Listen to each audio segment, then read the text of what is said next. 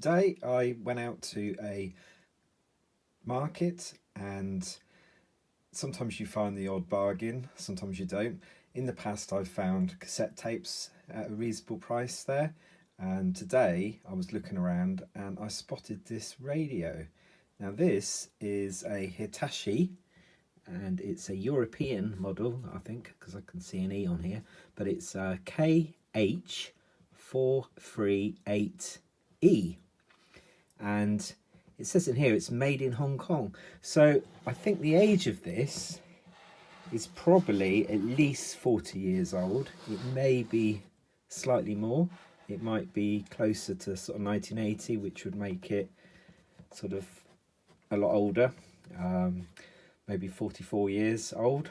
Anyway, this is what I found. So I don't know if it works. It was a little bit wet when I picked it up because there was a bit of drizzle, and I thought, well, it looks reasonable. But the thing that attracted me to it, and I would have never have bought a radio like this, I don't think, if it hadn't been for the fact that my late father, who passed away in June of this year, he had the same model as this, and I never knew what happened to it.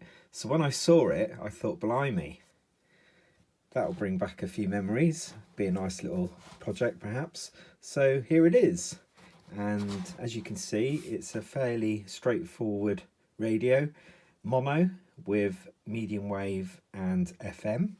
It has volume control and the on and off here, and then the tuning here. So it's probably as basic as you can get. Now what's interesting is it's got a little socket here, so you can put a mono earpiece in, which is nice. It's also got mains ability, so there's the figure of 8 mains there, and it's got a nice little carry handle, battery compartment here, so it takes 6 volts, so there'd be 4 sort of C-size batteries, I think, inside here, but I'll try opening that up in a minute. And it's got an aerial which looks straight. Yeah, so that's good. So the age of this, yeah, it's probably over 40 years old, just over, and made in Hong Kong gives us a bit of a clue that this is kind of at that time when there was a lot of stuff kind of being made in Japan still, but they were moving stuff over, and for quite a while it was a little bit of a joke if you bought things that said made in Hong Kong, but I'm sure this was actually made quite well, this Hitachi. So it's nice to see that it's not a Chinese model, or strictly Chinese model. I guess you could say it is now, but this is obviously back in the old days. So yeah, a nice kind of Western built radio, I guess. It only uses 3 watts, so not a huge amount. Got some nice warning labels on there. Held together by sort of 4 screws there, and yeah, not bad condition. A little bit marked underneath, a bit dusty. What I could spot actually just then, just looking, is it's a little bit sweaty round here. So I reckon there's batteries in here that have probably gone bad. But let's just try turning it on and see what happens. Yeah, nothing. So before I try plugging it into the mains, I think I'm going to have a look to see what state that battery compartment is in. So an absolute bargain if I can get this to work. Only costing me £2. The guy didn't want anything more than that. He just said, oh, just give me £2. So that's what I did. He probably knew this was a problem. Obviously, if it's badly corroded, I may have to rebuild bits of it. Ooh. So it's actually AA batteries, not the bigger size. I guess it would have been heavier, wouldn't it, if it was C size? But it's definitely gone bad. All right.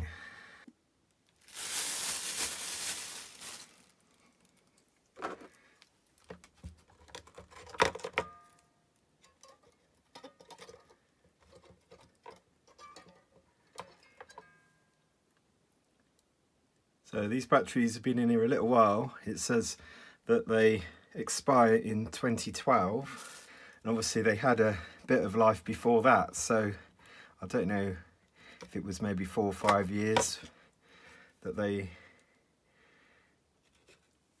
were kind of valid for. So I guess if they were maybe bought in the kind of later part of the 2000s, so pre-2010.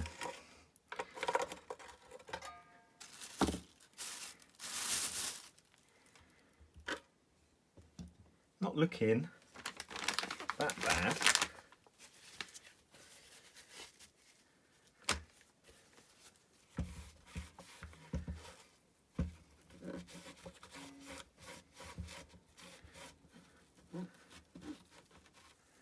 What's tragic is if you've got old 80s games that have had their batteries left in, then that's quite tragic, because that can obviously cause a lot of damage. But a little radio like this, not too bad. So there's some crusty bits to kind of pop out there.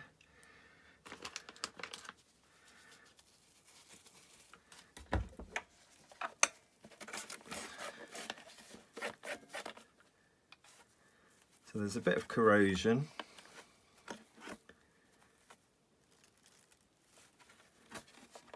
In there, but not too bad.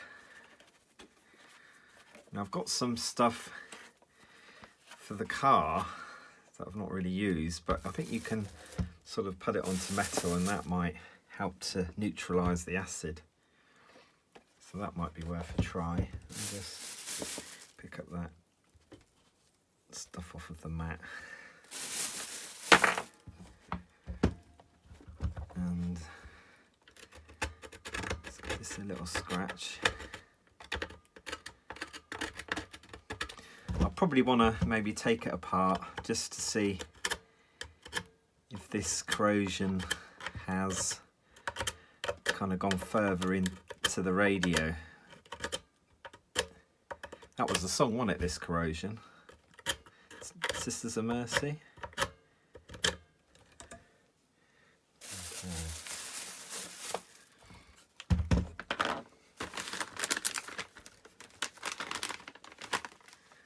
Could try some batteries first though, couldn't I? Just to see, and then maybe pop the back off and have a look as well. Shall I try that? So I'm doing this obviously before I put mains on. Okay.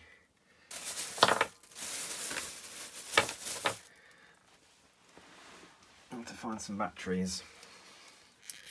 I've got a brand new pack here. These were going to be for something else, but I'm going to try using them.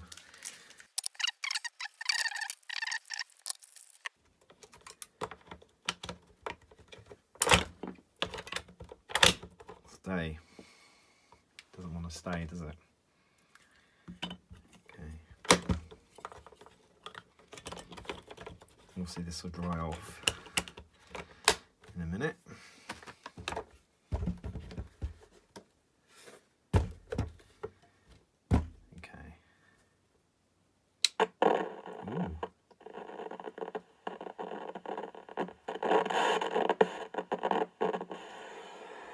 It's waking up.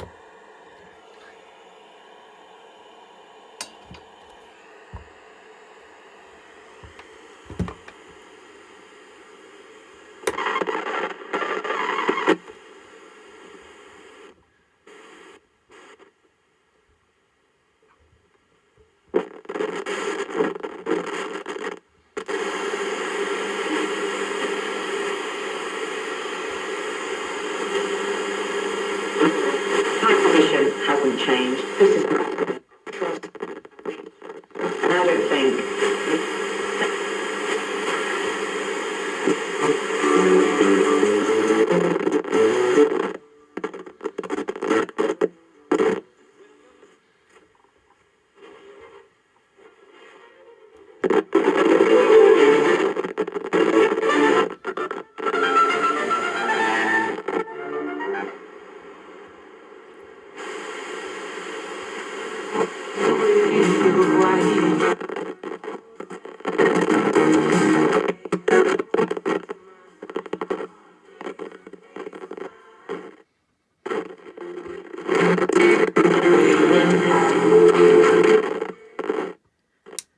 Well, that's not a bad result so far for a couple of quid. Obviously, it's a bit crackly. It sounds fairly weak in terms of picking up things, but where I'm sat is kind of downstairs, and I'm near to a solar power kind of system, so there's potentially interference from that. But I think I'm going to have a go at taking this apart. Got to really sort out my toolbox because all my screwdrivers are all over the shop. This should be the right one.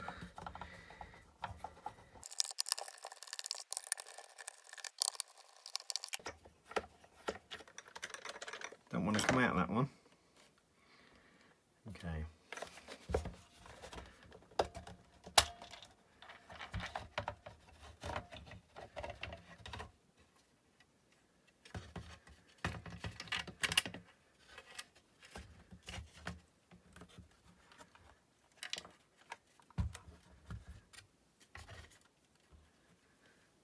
So these longer screws go into the bottom.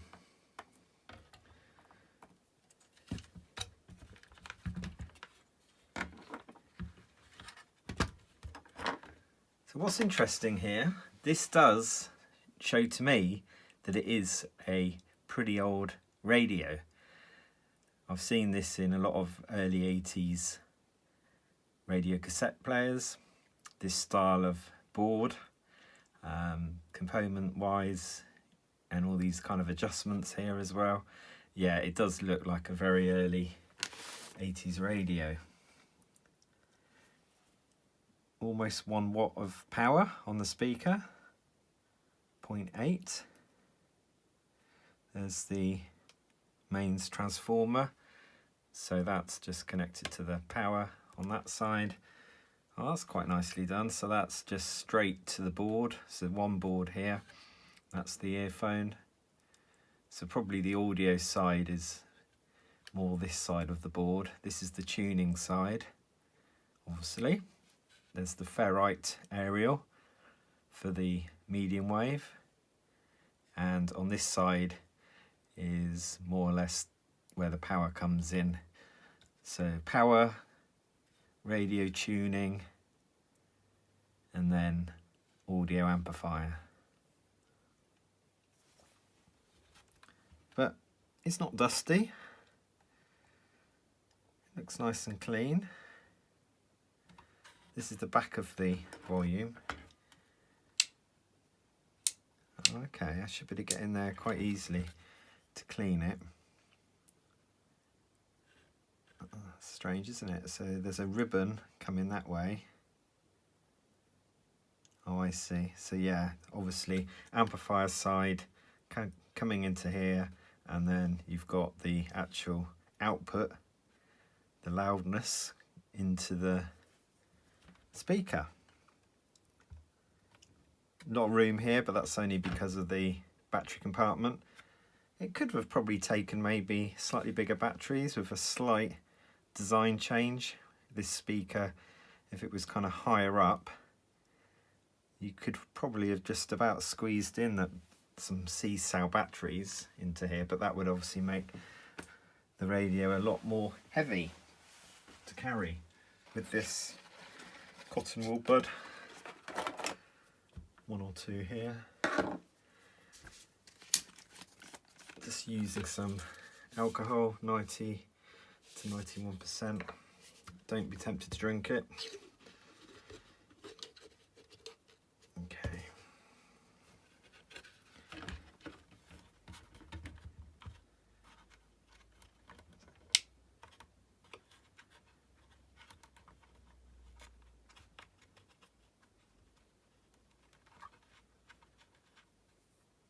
It's all a bit mucky.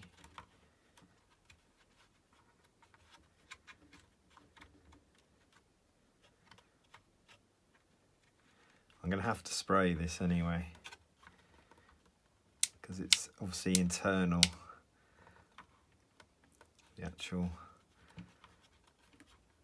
mechanism. It'll be actually inside of there. That's just the switch. As long as the switch is clean enough. A little bit dirty.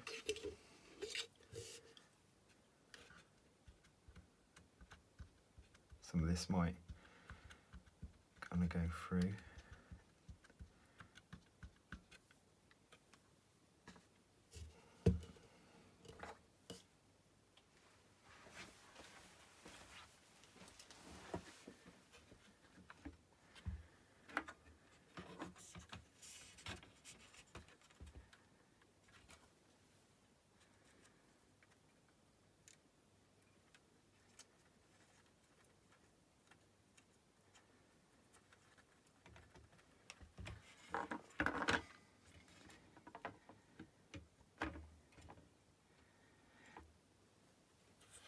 Now I think that radio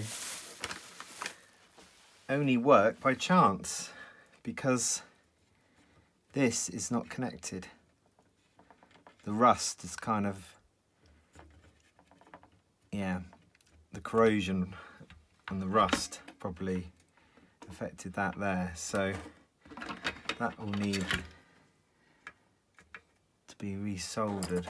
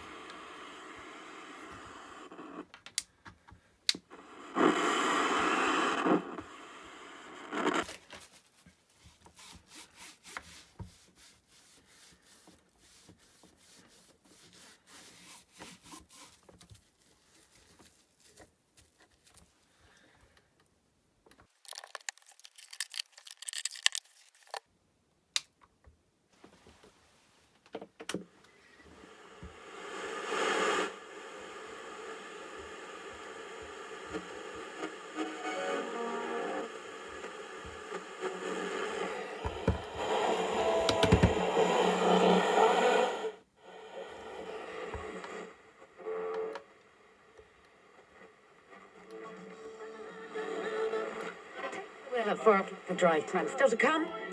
I'll chat with Steve in a moment. He was last week's Christmas cash can. It's plenty loud enough. £100,000. Plenty loud enough. His world this week. And So there you have it. Good for probably 5 years. We're supposed to be having a FM switch off in 2030.